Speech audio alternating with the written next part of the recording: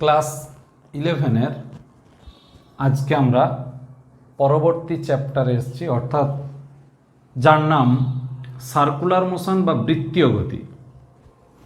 বাংলায় আমরা বলবো বৃত্তীয় গতি, ইংরেজিতে বলবো সার্কুলার মোশন।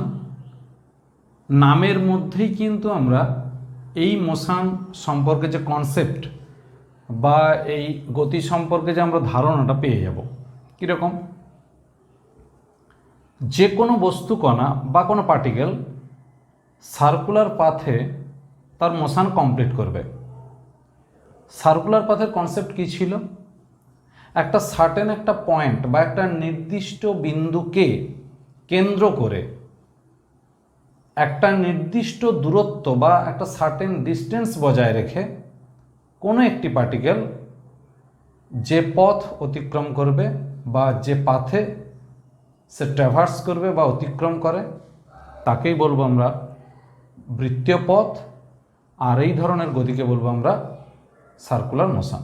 যেমন আমরা যদি সার্কুলার মোশনকে একটু পাশ থেকে দেখি তাহলে আমাদের মোশনটা হবে এইরকমই। এইটা একটা ও পয়েন্ট, একটা পয়েন্ট বা একটা পার্টিকেল পি। ও কী করলো? এইরকম একটা পাথে, এরকম একটা সার্কুলার পাথে ও এরকম ঘুরে এলো। এটাকেই বলা হবে সার্কুলার মোশন, যেখানে এই সেন্টার থেকে এই পয়েন্টের ডিস্টেন্স আর, এটা হবে ফিক্সড, মানে আর হবে কনস্ট্যান্ট। আর একটা কথা মনে রাখতে হয়, এই পয়েন্ট বা ওই ও বিন্দু এটাকেও হতে হবে নির্দিষ্ট। এই বিন্দু যদি সরে যায় তাহলে আমাদের আর বৃত্তীয় গতি হবে না। অথবা আমরা এই বিন্দু বরাবর একটা অ্যাক্সিস কল্পনা করবো, একটা অক্ষ। এইভাবে আমরা অক্ষ কল্পনা করতে পারি, অ্যাক্সিস ইমাজিন করতে পারি। সেই অ্যাক্সিস বা অক্ষটাকেও হতে হবে নির্দিষ্ট, অর্থাৎ ধ্রুবক। অর্থাৎ এই অক্ষটাকেও পাল্টানো যাবে না, একটা নির্দিষ্টই হবে। ও বিন্দু নির্দিষ্ট হবে। তাহলে পি যে কণা, সে কণা একটা আর্ট ডিস্টেন্স বজায় রেখে বা মেনটেন করে একটা সার্কুলার পথে ওরিয়েন্ট করবে। এটাকেই বলবো আমরা সার্কুলার মোশন। তাহলে এটাকে আমরা কি বলবো? Centre of rotation. ও বিন্দুকে আমরা বলবো সেন্টার অফ রোটেশন বা আবর্তনের কেন্দ্রবিন্দু। আমরা এই ও বিন্দু দিয়ে যে অ্যাক্সিসটা আমরা কল্পনা করলাম, এই অ্যাক্সিসটাকে আমরা বলবো অক্ষ বা ঘূর্ণন অক্ষ যেটাকে বলি। ও বিন্দু হলো, ও বিন্দু দিয়ে যে অক্ষটা যাচ্ছে তাকে বলবো ঘূর্ণন অক্ষ। ও পয়েন্টটা হবে এখানে ঘূর্ণন কেন্দ্র।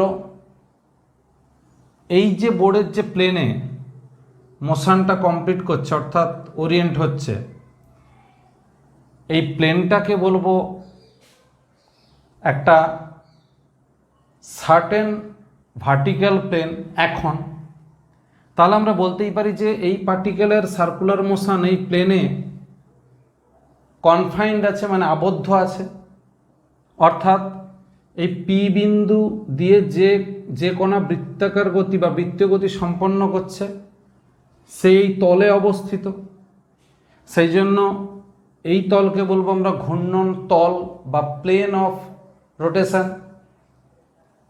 আমরা যখন ব্যাসার্ধটা এঁকেছি ওপি, দেখো তার একটা অ্যারো চিহ্ন দেওয়া আছে বাইরের দিক, অর্থাৎ আউটওয়ার্ডস ডিরেকশন। অর্থাৎ সেন্টার থেকে আউটওয়ার্ডের দিকে সবসময় রেডিয়াস মানে ব্যাসার্ধ একটা ভেক্টর হিসাবে কাজ করে। এই জন্য ওপিকে বলবো আমরা রেডিয়াস ভেক্টর বা ব্যাসার্ধ ভেক্টর।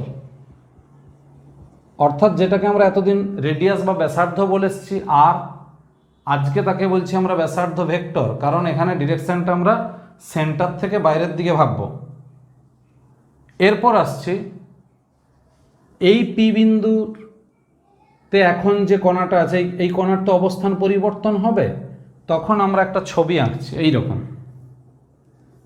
এইটাকে ধরলাম ও পয়েন্ট, এইটা আর। পি বিন্দু এখানে ছিল, এইরকমভাবে ঘুরবে। ধরলাম এখানে এসছে পি ড্যাস্ট, একটা পার্টিকেল পি ড্যাস্টে এলো। তাহলে এই যে আর থিটা, এটা ছিল এর পোলার কোঅর্ডিনেট বা মেরু স্থানাঙ্ক, যেটা আমরা আগে পড়েছি, আর থিটা, এই আরটাকে বলছি আমরা ব্যাসার্ধ ভেক্টর বাইরের দিক, আর এই থিটাটা দিয়ে আমরা এর কোঅর্ডিনেট ইন্ডিকেট করছি, অর্থাৎ পি ড্যাশ পয়েন্টে এখন যদি কণা অবস্থান করে তাহলে তার মেরু স্থানাঙ্ক বা পোলার কোঅর্ডিনেট হবে আর থিটা। এই থিটাটাকে বলবো আমরা অ্যাঙ্গুলার কোঅর্ডিনেট। কেন অ্যাঙ্গুলার কোঅর্ডিনেট বলছি? সার্কুলার মোশনের ক্ষেত্রে আর এর ভ্যালুটা ফিক্সড থাকে, এই আর এর ভ্যালু কখনো চেঞ্জ হবে না। এখানেও আর, এখানেও আর, এখানেও আর, এখানেও আর, সমস্ত জায়গাতে আর হবে, এগুলো সব আর, রেডিয়াস ভ্যালুটা সেম। সেই জন্য এক্ষেত্রে এই আর এর ভ্যালুটা যেহেতু ফিক্সড হয়ে যায়, ইম্পর্টেন্স পেয়ে যায় বা গুরুত্ব পেয়ে যায় কোনটা? থিটা। এই কারণে শুধুমাত্র থিটা দিয়ে পি পয়েন্টের স্থানাঙ্ক ডিনোট করা হয়, অর্থাৎ পরে পরে সার্কুলার মোশনের ক্ষেত্রে এটাকে আমরা শুধু থিটা দিয়ে লিখব। এটাকে বলে অ্যাঙ্গুলার কোঅর্ডিনেট বা কৌণিক স্থানাঙ্ক বাংলাতে। তাহলে এখন প্রশ্ন আসছে যে পি বিন্দুতে কৌণিক স্থানাঙ্ক থিটা সমান কত ছিল? 0। পি ড্যাশ বিন্দুতে কত? থিটা। তাহলে এই 0 থেকে থিটা পর্যন্ত যে এলো, এক্ষেত্রে কৌণিক সরণ, কৌণিক সরণ এটাকে লেখা হবে theta minus 0 equal to theta. আমি যদি আর একটা ছবি আঁকি, দেখাচ্ছি এখানে,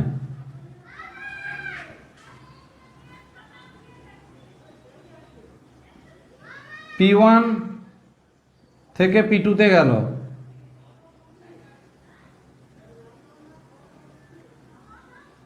এটাকে হচ্ছে থিটা 1, এটাকে বলে থিটা 2। তাহলে এখানে angular displacement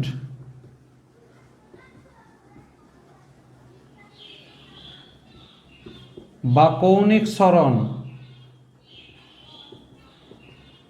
theta 2 minus theta 1 equal to theta. অর্থাৎ কোণের কতটা পরিবর্তন, যেহেতু বৃত্তীয় গতিতে আর এর মান অর্থাৎ ব্যাসার্ধের মান ধ্রুবক রয়ে যাচ্ছে, অর্থাৎ কনস্ট্যান্ট রয়ে যাচ্ছে, সেই জন্য এক্ষেত্রে থিটার ভ্যালু বা কোণের মান খুব গুরুত্বপূর্ণ হয়ে যায়।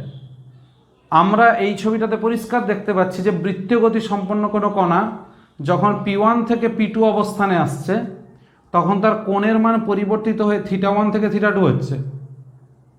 এই থিটা 2 মাইনাস থিটা 1, এই কোণকে আমরা থিটা দিয়ে ডিনোট করব।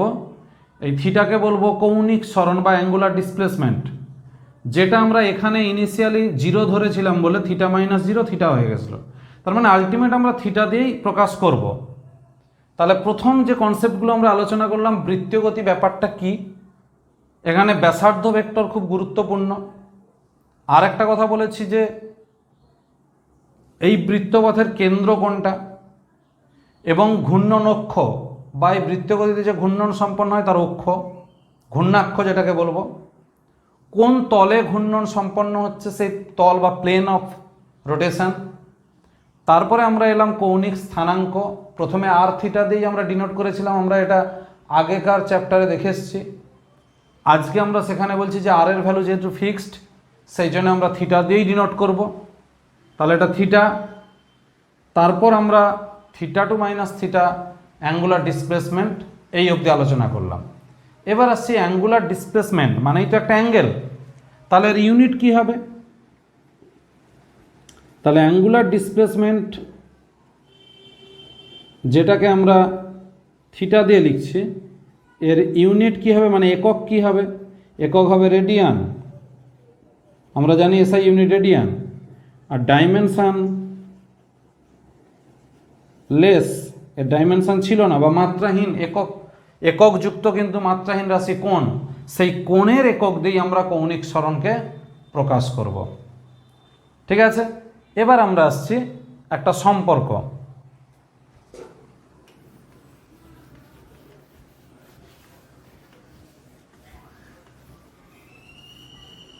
কি সম্পর্ক না, আমরা বৃত্তগতিতে দেখেছিলাম ও বিন্দুকে কেন্দ্র করে যদি কোনো বৃত্তপথ সম্পন্ন হয়, আমরা এই ছবিতে দেখতে পাবো এখান থেকে এই পথ, এখান থেকে এই পথ অতিক্রম করে এই যে দুটো বিন্দু সে উভয়ই কিন্তু, অর্থাৎ একজন R1 রেডিয়াসের বৃত্তপথ সম্পন্ন করছে R1 ব্যাসার্ধের, আরেকজন R2 ব্যাসার্ধের বৃত্তপথ সম্পন্ন করছে। দুটো বস্তুকণা, দুজনেরই কৌণিক সরণ থিটা, কিন্তু একজনের রৈখিক সরণ S1, আরেকজনের রৈখিক সরণ S2। সম্পর্ক ছিল S = R থিটা। তাহলে আমরা এখন লিখতে পারবো এখান থেকে S1 = R1 theta, S2 = R2 theta. অর্থাৎ একটা জিনিস ক্লিয়ার, যে দুটো বস্তুকণা দুটো ভিন্ন ব্যাসার্ধের বৃত্তপথে যখন অতিক্রম করে বা বৃত্তপথ যখন সম্পন্ন করে, তখন ওই দুটো কণার ক্ষেত্রে থিটার ভ্যালু মানে কোণের যে মান সেটা ফিক্সড। যার যেমন রেডিয়াস তার সেই অনুযায়ী লিনিয়ার ডিসপ্লেসমেন্ট, বা যেটাকে আমরা আগে আর্ক বলতাম, বৃত্তচাপ। এই বৃত্তচাপটা বক্ররেখা, অর্থাৎ কার্ভড পাথ, এই আর্ক। যদি থিটার ভ্যালু ভেরি স্মল হয়, অর্থাৎ থিটাটা যদি খুব ক্ষুদ্র হয়, তখন এই বক্রপথটাকে প্রায় স্ট্রেট ধরা হবে, সোজা পথ ধরে নেওয়া হবে। তখন ওটাকে আমরা ডিসপ্লেসমেন্ট ভেক্টর বলবো, যেটা আমরা আগে জানতাম। তাহলে ডিসপ্লেসমেন্ট ভেক্টর এখন কি দিয়ে লিখব? এটা লেখা হবে S vector = theta vector cross r vector. এটা কিভাবে সম্ভব? আমরা থিটাটা দেখি কোন দিক হচ্ছে। অ্যাকচুয়ালি থিটা এখানে অ্যান্টি ক্লকওয়াইজ। এই যে থিটা কোণে ঘুরে গেল কণার যে গতিপথ, এটা দেখো অ্যান্টি ক্লকওয়াইজ। আমার হাতের দিকটা দেখাও, এইভাবে ঘুরছে। এই যে উল্টো দিকে ঘুরলো, অর্থাৎ আমি যদি একটা ডান পাকের স্ক্রুকে উল্টো দিকে ঘোরাই, তাহলে স্ক্রু কি হয়? খোলা হয়ে আসে বাইরের দিকে। আবার বলছি, আমি একটা স্ক্রুকে উল্টো দিকে ঘোরাচ্ছি, জাস্ট আমার হাতের দিকটা খেয়াল করো। তাহলে এইভাবে যখন আমি একটা স্ক্রু ঘোরাবো, স্ক্রু খোলা হয়ে বাইরের দিকে বেরিয়ে আসবে, অর্থাৎ স্ক্রুয়ের ডিরেকশান হবে এই দিক, বাইরের দিক। এই যে বাইরের দিকে আসছে, এটাকে বলবো আমরা থিটা ভেক্টর। অর্থাৎ থিটা একটা প্লেনে থাকলেও তার ভেক্টর ডিরেকশন হবে ওই প্লেনের সঙ্গে পারপেন্ডিকুলার, মানে ওই তলের সঙ্গে লম্ব। কোন দিক? বাইরের দিকে হতে পারত, ভেতরের দিকে হতে পারত। যেহেতু এখানে থিটা অ্যান্টি ক্লকওয়াইজ, তাই ম্যাক্সওয়েলের কর্কস্ক্রু নিয়ম অনুযায়ী বাইরের দিকে হবে ডিরেকশন। এই জন্যে এই থিটা ভেক্টরের অভিমুখ এই দিক, বাইরের দিক। আর আর ভেক্টর কোন দিক? এই দিক। তাহলে থিটা ভেক্টর বাইরের দিক, আর ভেক্টর এই দিক। তাহলে থিটা এই দিক, আর এই দিকে। যে থিটা ক্রস আর, আর এর দিকে যদি আমি হাত ঘোরাই, থিটা ক্রস আর, তখন আবার স্ক্রুয়ের ডিরেকশন এই দিক। আমি আরেকবার দেখাচ্ছি। এই পেনটা থিটার ডিরেকশন ডিনোট করছে এই প্লেনে, এই তলে। আর এইটা হচ্ছে আর ভেক্টর। তাহলে theta vector cross r vector, এই দিকে যদি আমি অভিমুখ ঘোরাই, theta vector cross r vector, তাহলে তার অভিমুখ হবে ওই উপরের দিক। আমরা একটু ভালোভাবে খেয়াল করলে দেখতে পাবো এই এস ভেক্টরেরও ডিরেকশান উপরের দিক, অর্থাৎ স্পর্শক বরাবর। এটা বাঁকা পথ বলে, যদি এটা সোজা পথ হতো তাহলে কিন্তু এই স্পর্শক বরাবর বেরিয়ে যেত, তার মানে উপরের দিক। তাহলে এই ভেক্টর ফর্মটা আমাদের নিয়মটা মানলো এক্ষেত্রে। অর্থাৎ আমরা যদি theta vector cross r vector করি ক্রস প্রোডাক্টের নিয়ম অনুযায়ী, তাহলে থিটা ক্রস আর উপরের দিকে যাচ্ছে, অর্থাৎ এক্স ভেক্টরের ডিরেকশনটা বোঝাচ্ছে। এই ভেক্টর সম্পর্ক আর এই স্কেলার সম্পর্ক, এইটা আমরা মনে রাখবো। তোমরা এই ভিডিওটা একটু ভালো করে দেখবে, ডিরেকশনটা ক্লিয়ার হলো কিনা। আমি আরেকবার এটাকে সামারাইজ করে দিলাম। S is equal to r theta, vector form s vector is equal to r vector, theta vector cross r vector. এটা হচ্ছে স্কেলার ফর্ম, এটা হলো ভেক্টর ফর্ম। এটা হলো লিনিয়ার ডিসপ্লেসমেন্ট বা রৈখিক সরণ।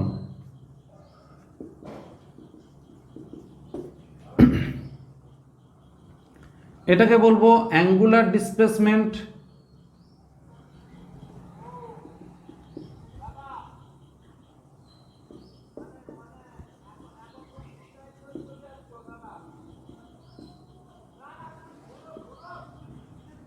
এটা হচ্ছে ব্যাসার্ধ ভেক্টর বা রেডিয়াস ভেক্টর। অর্থাৎ আমাকে তিনটে জিনিস মনে রাখতে হবে, একটা লিনিয়ার ডিসপ্লেসমেন্ট মানে রৈখিক সরণ, অ্যাঙ্গুলার ডিসপ্লেসমেন্ট কৌণিক সরণ, আর একটা ব্যাসার্ধ ভেক্টর বা রেডিয়াস ভেক্টর। এই তিনটের মধ্যে রিলেশন এটাই। এই অবধি যদি ক্লিয়ার হয়, মানে ডিরেকশনটা আমি বিশেষত বলছি, তাহলে কিন্তু এর পরেরগুলো আমাদের খুব সুবিধা হবে। আর একটা কথা যেটা বললাম যে আমরা দেখছি যে এই দিকে যখন ঘুরছে, অর্থাৎ থিটার ডিরেকশন এটা যখন, তখন তার অ্যাক্সিয়াল ভেক্টর এই দিক, অর্থাৎ থিটার ডিরেকশনটা অ্যাকচুয়ালি এটা। তাহলে থিটা ভেক্টর কোন দিকে? Perpendicular to the plane.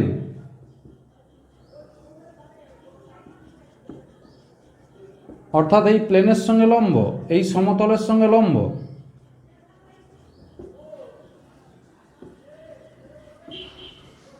এই সমতলের সঙ্গে লম্ব।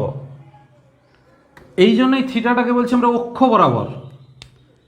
অক্ষ বরাবর কোন দিক? বাইরের দিক। তাহলে অক্ষ বরাবর বাইরের দিক হলে, অর্থাৎ তলের বাইরের দিক হলে এই সিম্বল, এটা চিহ্ন, আর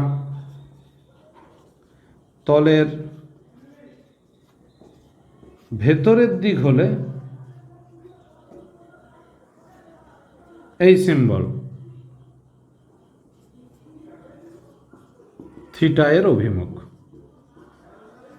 অর্থাৎ আমরা মনে রাখবো এইভাবে, যদি একটা সার্কেলের মতো সিম্বল করে মাঝখানে একটা ফুটকি দিয়ে দেওয়া হয়, তাহলে আমরা বুঝবো যে এটা বাইরের দিক। আর যদি ক্রস চিহ্ন দেওয়া হয় রাউন্ডের মধ্যে, তাহলে এটা বুঝবো যে ভেতরের দিক। তাহলে এটা হচ্ছে থিটা ভেক্টরের ডিরেকশন বা অভিমুখ। যেহেতু অক্ষ বরাবর, এই বরাবর অক্ষ ছিল, তাহলে অক্ষ বরাবর হয় ভেতর বা বাইরে, সেই জন্যই থিটা ভেক্টরকে বা অ্যাঙ্গুলার ডিসপ্লেসমেন্ট ভেক্টর, এটাকে বলবো আমরা অ্যাক্সিয়াল ভেক্টর বা অক্ষীয় ভেক্টর।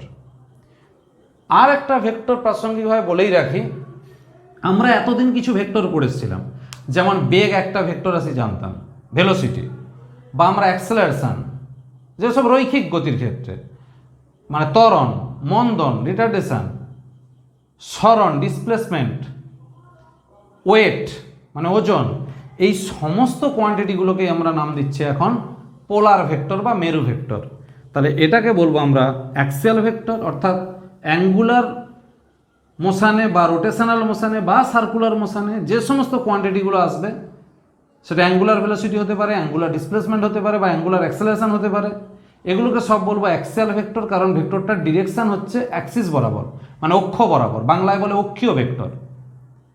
আর এতদিন আমরা যে ভেক্টরগুলো দেখে এসেছি, সেগুলোর এখন নাম দেব মেরু ভেক্টর বা পোলার ভেক্টর। তো এবার আমরা আসছি এই ফর্মুলা থেকে আমরা কিভাবে অ্যাঙ্গুলার ভেলোসিটিতে যাচ্ছি। ভেক্টরটা জানলে স্কেলারটা খুব সহজ। এইখান থেকে d s by d t vector, d theta by d t cross r, তাহলে এটাকে বলবো ভি ভেক্টর, এটাকে বলবো ওমেগা ভেক্টর ক্রস আর। তাহলে স্কেলার ফর্ম কি হবে? এটা হলো ভেক্টর ফর্ম। আর বারবার বলছি, এগুলো উচ্চারণ যখন করা হবে, v vector is equal to omega vector cross r vector বলতে হবে। ওমেগা ভেক্টর ইনটু নয়। আমি বারবার বলছি ক্রস প্রোডাক্ট, ডট প্রোডাক্ট। ভেক্টরের ক্ষেত্রে দুটো প্রোডাক্টেরই ইম্পর্টেন্স। তাহলে হয় ডট বলবো, নাহলে ক্রস বলবো। এক্ষেত্রে ক্রস আছে বলে ক্রস, ইনটু উচ্চারণ করা যাবে না। স্কেলার ফর্মে আমরা লিখতে পারি ভি ইজিক্যাল টু ওমেগা আর, সেখানে আমি ইনটু বলতে পারি, গুণ বলতে পারি, যা খুশি বলতে পারি। এখানে ভি সমান ওমেগা আর। তাহলে ভেক্টর ফর্মটা বেশি বেশি ইম্পর্টেন্ট হয় এই কারণে, ডিরেকশন যখন দরকার তখন আমরা কিন্তু ভেক্টর ফর্মটাই চয়েস করব। এরপর আমরা আসছি ইনস্ট্যান্টেনিয়াস ভেলোসিটি, এটাই অ্যাকচুয়ালি ইনস্ট্যান্টেনিয়াস ভেলোসিটি। এইটা ইজকাল টু যে ওমেগা ভেক্টর, এটাকে বলবো আমরা ইনস্ট্যান্টেনিয়াস অ্যাঙ্গুলার ভেলোসিটি, অর্থাৎ তাৎক্ষণিক বেগ। এটাকে বলবো তাৎক্ষণিক কৌণিক বেগ। তাহলে এখন প্রশ্ন এলো, তাহলে কি এমনি বেগ আসবে না? অবশ্যই আসবে। আমরা যদি এটাকে ডাইরেক্ট টি দিয়ে ভাগ করে দিতাম,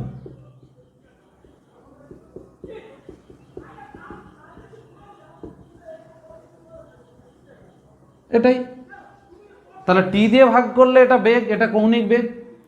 ডিএস ভেক্টর বাই ডিটি করলে এটার linear instantaneous velocity, d theta by dt করলে এটা হবে অ্যাঙ্গুলার ইনস্ট্যান্টেনিয়াস ভেলোসিটি।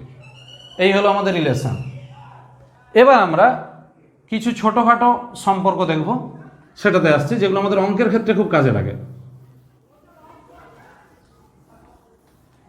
যেমন ওমেগা সমান থিটা বাই টি থেকে আসবে কীরকম?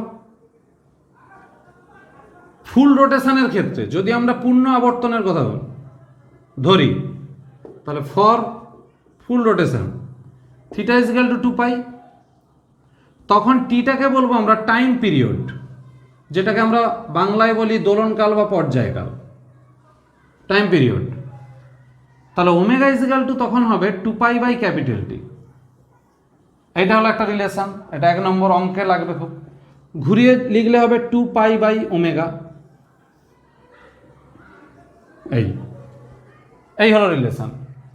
এবার টাইম পিরিয়ড টি, তাহলে টাইম পিরিয়ড বা পর্যায়কাল বা দোলনকাল, এটা যেহেতু আমি বলছি টি, তাহলে টি সেকেন্ড এটা কমপ্লিট করে কি 1 রোটেশন। আমরা ছোটবেলায় পড়েছিলাম বা নিচু ক্লাসে আমরা শুনেছিলাম যে একটা ফুল রোটেশন করতে যে টাইম লাগে তাকেই বলবো আমরা পর্যায়কাল বা দোলনকাল। সেটাকে ক্যাপিটাল টি দিয়ে লিখলাম। তাহলে টি সেকেন্ডে একটা ফুল রোটেশন, তাহলে 1 সেকেন্ডে কতগুলো রোটেশন হবে? 1/t rotation. তাহলে n is equal to 1/t। n হলো number of rotation per unit time বা ইউনিট সেকেন্ড, অর্থাৎ 1 সেকেন্ডে যতগুলো পূর্ণ কম্পন সেটাকেই বলবো নাম্বার অফ রোটেশন। তাহলে n is equal to 1/t। অতএব টি এর জায়গায় বসলো 1/n is equal to 2π by omega. তাহলে ওমেগা ইজ ইকাল টু 2πn। এইগুলো সব অঙ্কের ক্ষেত্রে কাজে লাগবে, এই ইকুয়েশনগুলো।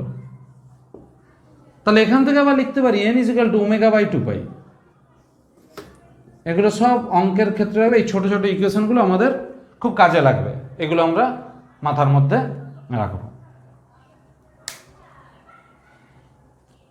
তাহলে এবার ওমেগার ইউনিট কি হবে? ওমেগার ইউনিট হবে, উপরের দিকটা লিখলাম, ইউনিট হবে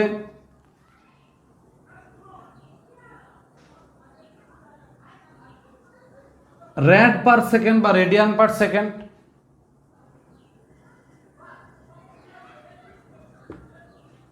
ডাইমেনশন কি হবে?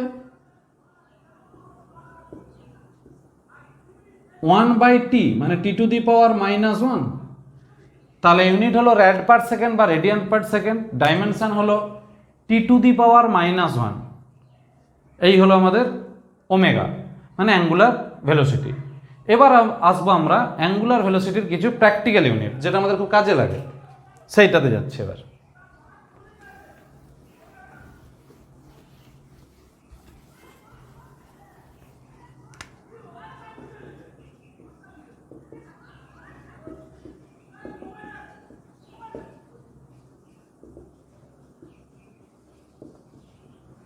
Practical units of angular velocity. RPS. 1 RPS is equal to 1 rotation per second. 1 revolution per second. Not, বারবার বলছি, not 1 radian per second. অর্থাৎ এখানে আরপিএস এর ফুল ফর্মে আর এর জায়গায় বসবে হয় রোটেশন না হলে revolution, not radian per second. তাহলে 1 আরপিএস ইজিক্যাল টু 1 রোটেশন বা 1 রিভলিউশন মিনস হলো 2 পাই রেডিয়ান পার সেকেন্ড। পারটাকে আমি এরকম সিম্বল দিয়ে দিলাম, তাহলে হলো 2 পাই র্যাড পার সেকেন্ড। তাহলে 1 আরপিএস, তাহলে সেম টেকনিকে হবে, একই টেকনিকে হবে 1 RPM is equal to 2 pi rad per minute is equal to 2 pi by 60 rad per second. 1 RPH সমান 2 পাই র্যাড পার আওয়ার সমান 2 পাই বাই 3600 র্যাড পার সেকেন্ড। এবার এইটাকে কাটাকাটি করলে পাই বাই 30 হবে, এটা পাই বাই 1800 হবে। তো ওটা আমার ক্ষেত্রে খুব একটা ইম্পর্টেন্ট নয়, এগুলোও কিন্তু অঙ্কের জন্য খুব কাজে লাগবে। যে কোনো অঙ্কের ক্ষেত্রে আমাদেরকে আরপিএস বা আরপিএম বা আরপিএইচ এগুলোতে সব অ্যাঙ্গুলার ভেলোসিটি দিয়ে দেওয়া থাকবে। তার মানে আমাকে জিজ্ঞাসাও করতে পারে যে আরপিএম কোন কোয়ান্টিটির ইউনিট, আমাকে বলতে হবে যে অ্যাঙ্গুলার ভেলোসিটির ইউনিট। এবার আমরা এইগুলোকে অ্যাঙ্গুলার ফ্রিকোয়েন্সিও বলতে পারি, কারণ রোটেশন পার সেকেন্ড মানে কি, পার সেকেন্ডে কতগুলো rotation, rotation per minute, rotation per hour, এগুলো যেহেতু আমাদের ফ্রিকোয়েন্সির সঙ্গে রিলেটেড, সেই জন্য এগুলোকে বলতে পারে যে কৌণিক বেগও যেমন বলতে পারে, আবার কৌণিক কম্পাঙ্কও বলতে পারে। অর্থাৎ অ্যাঙ্গুলার ফ্রিকোয়েন্সিও হতে পারে আর অ্যাঙ্গুলার ভেলোসিটিও হতে পারে। তো আমরা মূলত যেটা মনে রাখবো, ইকুয়েশানগুলো এবং এই ছোটোখাটো রিলেশনগুলো যেগুলো আমাদের অঙ্কের ক্ষেত্রে খুব কাজে লাগবে। আর ডেফিনেশনের মধ্যে আমরা যেটুকু বলেছি অ্যাঙ্গুলার ডিসপ্লেসমেন্ট এবং অ্যাঙ্গুলার ভেলোসিটি। এরপর যেটা আসবো, আমরা কিছু ইকুয়েশানে যাব। ইকুয়েশানের আগে আমি একটু এদের মধ্যে একটু রিলেশনটা করে ফেলি, তারপর ইকুয়েশানটা আসবো।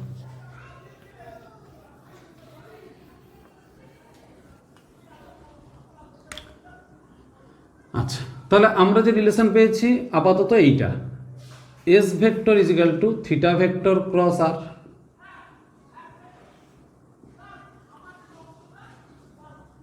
V vector is equal to omega vector cross r vector. আমরা এদের রিলেশনটাও দেখেছি।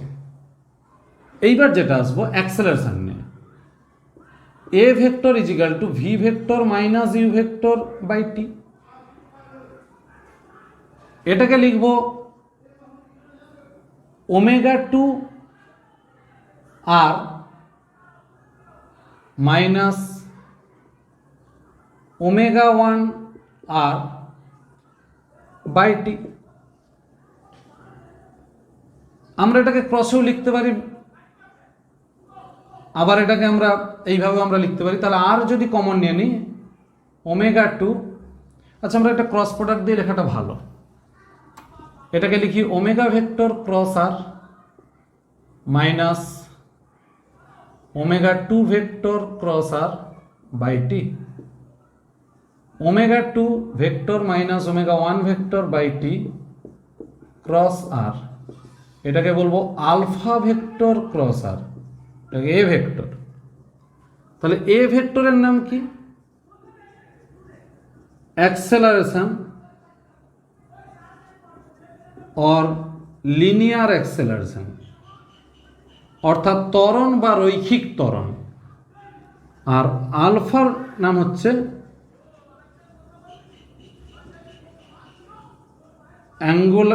অ্যাঙ্গুলার অ্যাক্সেলারেশন, আলফা ভেক্টর, অর্থাৎ যেটাকে বাংলায় বলবো আমরা কৌণিক ত্বরণ। তাহলে রৈখিক ত্বরণকে আমরা এ দিয়ে লিখছি, কৌণিক ত্বরণকে আমরা আলফা দিয়ে লিখছি। এটা ভেক্টর রিলেশন, এটা খুব ইম্পর্টেন্ট অঙ্কের জন্য। সমস্ত ভেক্টর রিলেশন এবং ডিরেকশন যাতে যখন ক্লিয়ার হবে, সেই ক্লিয়ার করার জন্য এই ভেক্টর রিলেশনগুলো দরকার। স্কেলার ফর্ম হচ্ছে এ ইজ ইকাল টু আলফা আর। তাহলে আলফার ইউনিট কি হবে, ত্বরণের একক মাত্রা আমরা জানি, আলফার একক কি হবে, ইউনিট মানে একক, এটা হবে রেডিয়ান পার সেকেন্ড স্কোয়ার। আর ডাইমেনশন কি হবে, মানে মাত্রা কি হবে, t to the power minus two, মানে 1/t square, t to the power minus two. এই হলো ইউনিট ডাইমেনশন আলফার। আর ত্বরণের একক তো আমরা জানি মিটার পার সেকেন্ড স্কোয়ার বা সেমি পার সেকেন্ড স্কোয়ার। এই হলো আমাদের রিলেশনগুলো। এবার আমরা এই সম্পর্কগুলোতে যাব, বৃত্তগতির সম্পর্ক, যেগুলো হচ্ছে equation of motion. Equation of মোশনে মানে যদি আমরা গতির সমীকরণগুলো দেখি, তাহলে রৈখিক গতির ক্ষেত্রে আমাদের কি কি ছিল? ইউনিফর্ম ভেলোসিটি মানে সমবেগ হলে হতো s is equal to v t. Uniform acceleration মানে সমত্বরণ হলে কি হতো? V is equal to u plus a t. S is equal to u t plus half a t square. V square is equal to u square plus 2s। আর একটা রিলেশন থাকতো আমাদের s t is equal to t th সেকেন্ডে মানে টি-তম সেকেন্ডে। একই রকম ইকুয়েশনগুলো এটাতেও আমরা আসবো। এটা হচ্ছে সার্কুলার মোশনের ক্ষেত্রে, তাহলে রিলেশনগুলো কেমন হবে? Uniform angular velocity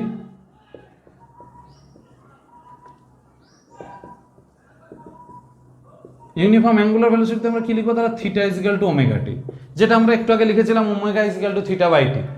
same relation, আমরা এটাই তো লিখেছিলাম একটু আগে। তারপর ইউনিফর্ম অ্যাঙ্গুলার অ্যাক্সেলারেশন, অর্থাৎ সমকৌণিক ত্বরণে যদি গতিশীল হয় তখন সেক্ষেত্রে হবে omega two is equal to omega 1 plus alpha t. Theta is equal to omega 1 t plus half alpha t square. Omega 2 square is equal to omega 1 square plus 2 alpha theta. অর্থাৎ আমরা এই ইকুয়েশনগুলো করেসপন্ডিং যে কোয়ান্টিটিগুলো বসাচ্ছি, কি কি কোয়ান্টিটি বসাচ্ছি?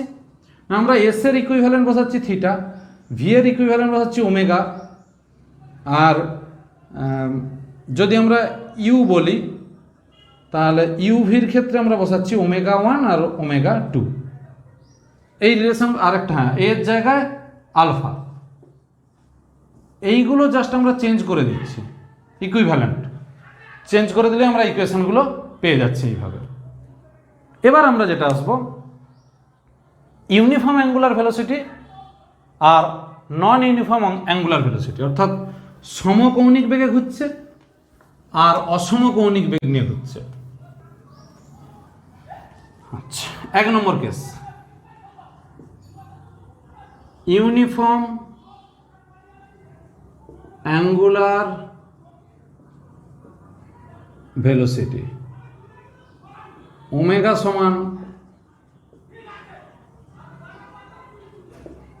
ওমেগা সমান ধ্রুবক বা কনস্ট্যান্ট,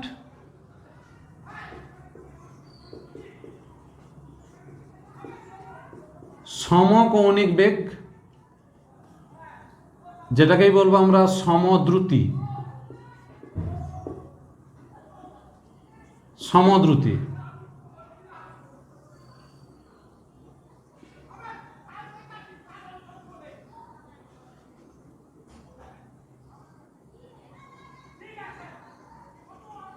তাহলে এক্ষেত্রে ভি এইদিকে, আমি যদি পি পয়েন্টের কথা ভাবি তাহলে পি পয়েন্টের রৈখিক বেগের অভিমুখ স্পর্শক বরাবর, আর ভেক্টর এই দিক। আমরা সম্পর্ক যেটা দেখবো যে সুষম কৌণিক বেগে ঘুরছে মানে এক্ষেত্রে বেগের মান ধ্রুবক অর্থাৎ সমদ্রুতি, তাহলে বেগের মান একই, বেগের দিক পরিবর্তনশীল।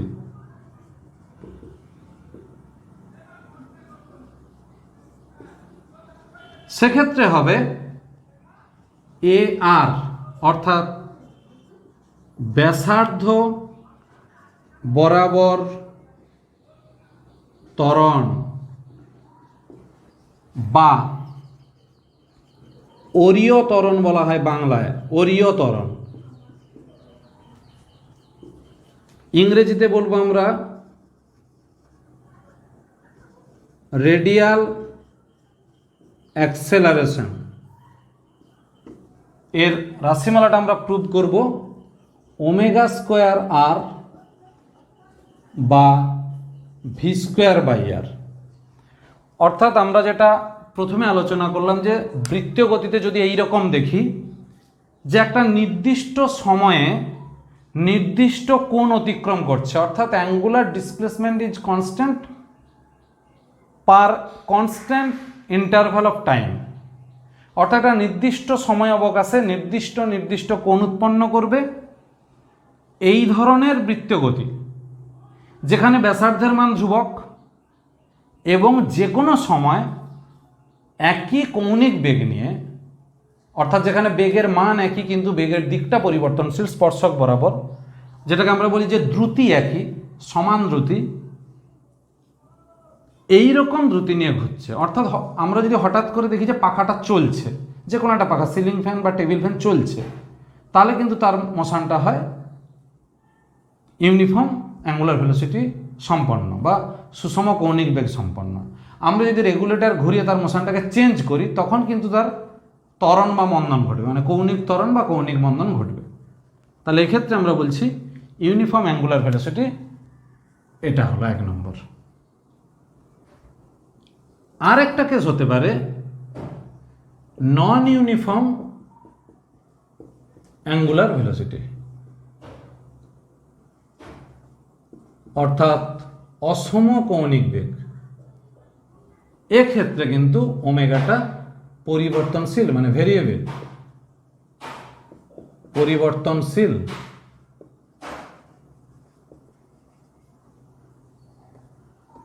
অসম কৌণিক বেগ,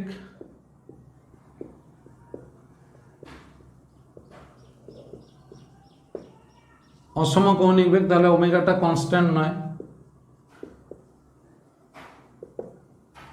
অসম দ্রুতি, অসম কৌণিক বেগ মানে অসম দ্রুতি। অসম দ্রুতি মানে কি? বেগের মান ও দিক সর্বদা পরিবর্তনশীল।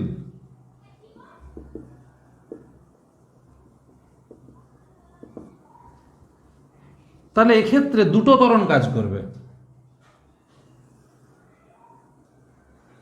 একটাকে বলবো আমরা ব্যাসার্ধ বরাবর ত্বরণ, আর একটাকে বলবো স্পর্শকীয় ত্বরণ। তাহলে এ আর অরীয় ত্বরণ, আমরা একটু আগেই বলেছি যে ব্যাসার্ধ বরাবর ত্বরণ, এর এক্সপ্রেশন হবে কত? ভি স্কোয়ার বাই আর বা ওমেগা স্কোয়ার আর। আর এটি হলো স্পর্শকীয় ত্বরণ, এটাকে বলে স্পর্শকীয় মানে ট্যানজেন্সিয়াল অ্যাক্সেলারেশন।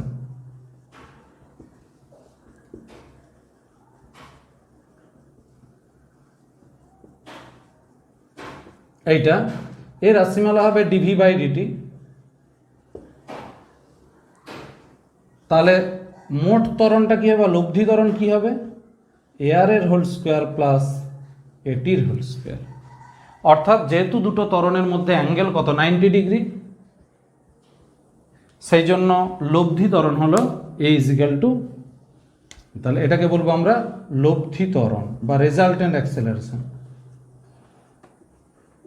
এই জায়গাটা আমাদের অঙ্কের জন্য খুব কাজে লাগবে। একটা ইউনিফর্ম ভেলোসিটি নিয়ে, ইউনিফর্ম অ্যাঙ্গুলার ভেলোসিটি নিয়ে, আর এটাও হবে ইউনিফর্ম নন ইউনিফর্ম অ্যাঙ্গুলার ভেলোসিটি। এই দুটো কেস এটা একটু মন দিয়ে দেখে রাখবে।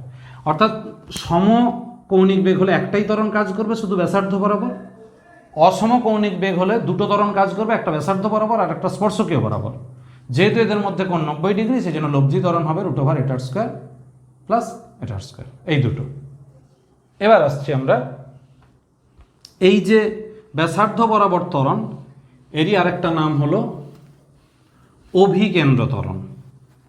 এবার যেটা আমরা আসবো অভিকেন্দ্র ত্বরণ এবং এর রাশিমালা প্রমাণ।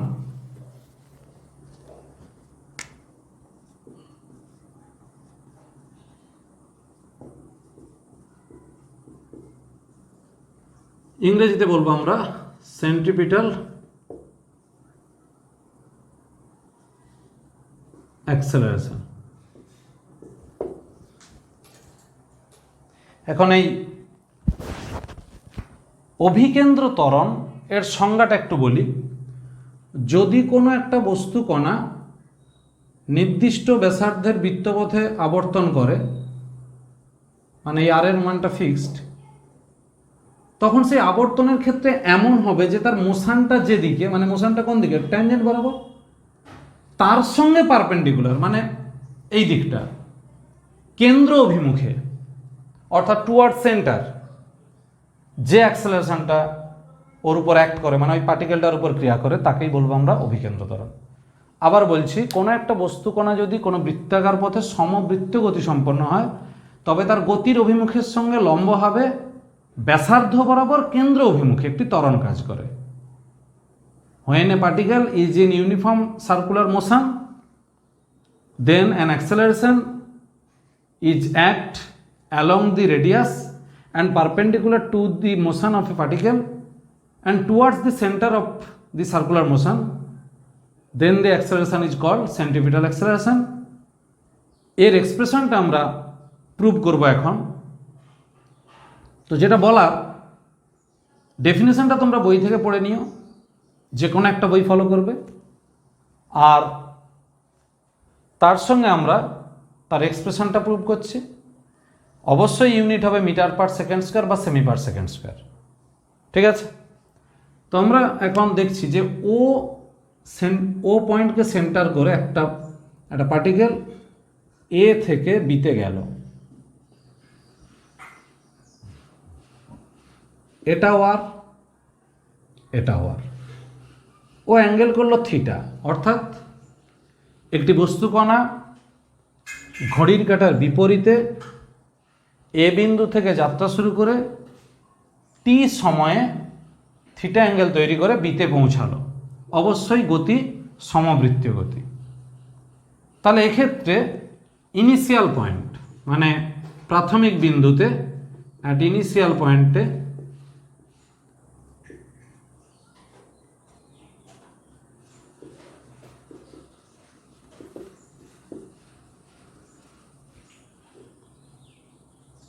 ভেলোসিটি ছিল ভি ট্যানজেন্ট বরাবর, এখানে ভি এই দিকে।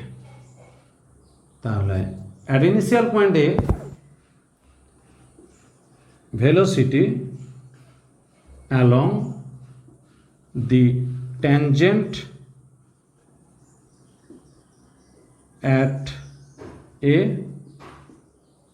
Which is horizontal. অর্থাৎ ব্যাপারটা কি, আমরা এ বিন্দুতে একটি স্পর্শক টেনেছি, ট্যানজেন্ট টেনেছি, যে দিকটাই ওই বেগের অভিমুখটা আছে এবং সেটা অনুভূমিক দিক। তাহলে ভি এইচ, মানে হরাইজন্টাল কম্পোনেন্ট, অনুভূমিক উপাংশ কত হবে ভি, আর ভি ভার্টিক্যাল মানে উলম্ব উপাংশ,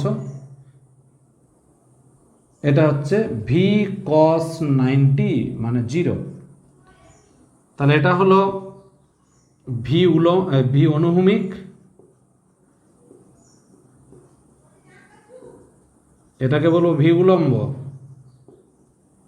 এই এবার যখন বি পয়েন্টে গেল, তখন আমরা ছবিতেই আমরা বুঝতে পারবো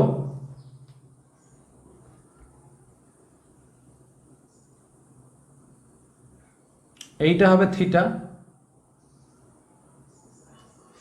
তাহলে এইটা হবে থিটা। তাহলে অ্যাট ফাইনাল পয়েন্ট, মানে চূড়ান্ত বিন্দু, এটা অন্তিম বিন্দু বিতে, তাহলে অনুভূমিক উপাংশ কত হবে? তাহলে velocity along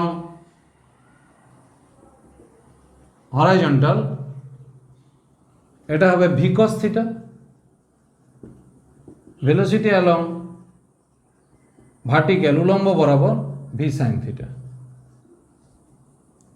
if theta is very small, খুব ইম্পর্টেন্ট জায়গা এটা, তখন sine theta is equal to theta, cos theta is equal two 1, মানে সাইন থিটাকে আমরা থিটা ধরবো, কস থিটাকে আমরা 1 ধরবো। তখন তাহলে কি হবে? তখন তাহলে ভি অনুভূমিক, ভি এইচ ড্যাস্ট, এটাকে বলছি আমরা তাহলে হরাইজন্টাল বা অনুভূমিক বরাবর কত ছিল? ভি ভি কস থিটা, সেই জন্য এটাকে লিখবো v into 1 is equal to v. আর ভি উলম্ব সমান v v dash v into theta is equal to v theta. এবার আমরা দেখলাম যে প্রাথমিক বিন্দুতে যেটা ভি ছিল, অন্তিম বিন্দুতে সেটা ভি আছে অনুভূমিক বরাবর, আর উলম্ব বরাবর যেটা 0 ছিল সেটা কিন্তু এখন হয়ে গেছে ভি থিটা। তাহলে change in velocity,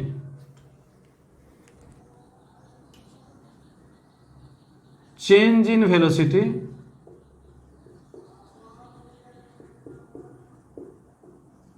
delta V is equal to v theta minus 0।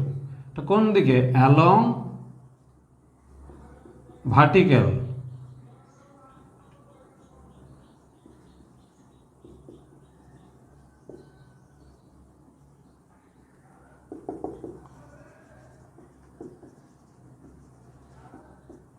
উলম্ব বরাবর বেগের পরিবর্তন সমান ভি থিটা বা ব্যাসার্ধ বরাবর বেগের পরিবর্তন সমান ভি থিটা মাইনাস 0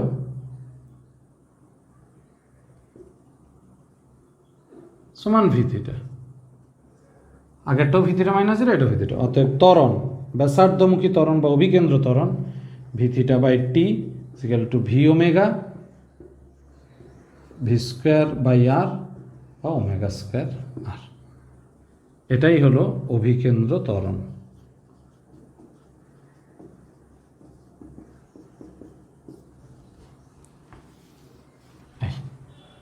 তাহলে আমরা এই শেষ রাশিমালাটা মনে রাখবো, অভিকেন্দ্র ত্বরণের এই প্রোবটা। এটা কিন্তু 2 নম্বরের জন্য রেডি করবে। এবার আমরা এখন সহজেই বলতে পারি, যেটা আমরা অনেক দিন আগে শিখেছিলাম, যে অভিকেন্দ্র বল তাহলে কাজ করছে সেন্টারের দিক। এটা হচ্ছে অভিকেন্দ্র বল, আর সরণ কাজ করে এই দিক। তাহলে কার্য কত? 0।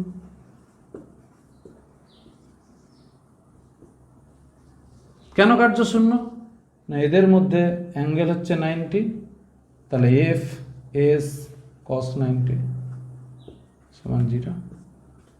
তাহলে অভিকেন্দ্র বল কার্যহীন বল। এটা আমরা এখান থেকে খুব সহজেই ব্যাখ্যা করতে পারি যে অভিকেন্দ্র বল কার্যহীন বল। এরপর তাহলে এর ব্যবহার আমরা কোথায় কোথায় পাচ্ছি? অভিকেন্দ্র বল কার্যহীন বল, এই অভিকেন্দ্র বলের ব্যবহার।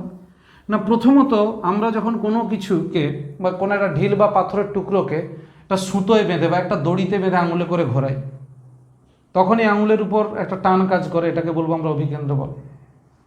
যেহেতু আমরা পৃথিবী পৃষ্ঠে আছি, পৃথিবী ঘুরছে, পৃথিবীর একটা অভিকর্ষ ত্বরণ কাজ করে ভেতরের দিকে, যার জন্য আমরাও একটা বল অনুভব করি নিচের দিকে, যেটাকে বলি আমাদের ওজন। এই অভিকর্ষ ত্বরণ হচ্ছে এক ধরনের অভিকেন্দ্র ত্বরণ। এছাড়াও আমরা খেয়াল করব যে নিউক্লিয়াসে যখন আমরা অ্যাটমিক স্ট্রাকচার বা পরমাণুর গঠনের ওইখানে যাই, তখন আমরা দেখি যে নিউক্লিয়াসকে কেন্দ্র করে ইলেকট্রন ঘুরতে থাকে। তখন সেই ইলেকট্রন এবং নিউক্লিয়াসের মধ্যে যে কাজ করে অভিকেন্দ্র বল, সেটাই যোগান হয় কোথা থেকে? ওদের মধ্যে স্থির তড়িৎ আকর্ষণ বলের দ্বারা। অর্থাৎ এইভাবে অভিকেন্দ্র বলের বিভিন্ন জায়গায় আমরা ব্যবহারগুলো পাই। তো যেটা বলার সেটা হচ্ছে, আজকে আমরা যেটা প্রুভ করেছি অভিকেন্দ্র বলের রাশিমালা পর্যন্ত, আমরা এর পরের ক্লাসে দেখব যে অপকেন্দ্র বল, অপকেন্দ্র প্রতিক্রিয়া, এগুলো নিয়ে আলোচনা করব। তো যেটা বলার তোমাদেরকে, তোমরা এই ক্লাসটা ফলো করো একটু ভালো করে। প্রথমের দিকে যেগুলো অঙ্কে কাজে লাগবে সেই ধরনের সম্পর্ক কিছু বলে গেছি, তারপরে প্রমাণ বলেছি। এখন যেটা বলছি যে যদি ভালো লাগে অবশ্যই ভিডিও ফলো করো। আমি কিন্তু পুরো সিলেবাসটাই কভার করব। যদি কোনো সমস্যা হয় তাহলে আমার কমেন্ট বক্সে কমেন্ট করতে পারো। ভালো থেকো, বন্ধুদেরকে আমার ভিডিও লিঙ্কগুলো শেয়ার করো এবং সাবস্ক্রাইব করবে অবশ্যই, তার সঙ্গে বেল আইকন প্রেস করে দেবে, তাহলে পরের যে ভিডিও নোটিফিকেশানগুলো আসবে। এবং একটা কথা সব থেকে বলবো, একটু ধৈর্য দিয়ে পড়ো, মানে এগুলোকে স্কিপ করে না দেখে, যদি ভালো লাগে দেখো, না হলে একদম অ্যাভয়েড করো। তো যদি দেখতে চাও, একটাই কথা বলবো যে একটু মন দিয়ে দেখো, পাশে বই খাতা রাখো, অবশ্যই বুঝতে পারবে। আর বুঝতে না পারলে তো অবশ্যই কমেন্ট বক্সে আমার সঙ্গে যোগাযোগ করার চেষ্টা করবে। ভালো থেকো, পরবর্তী ক্লাসে দেখা হবে।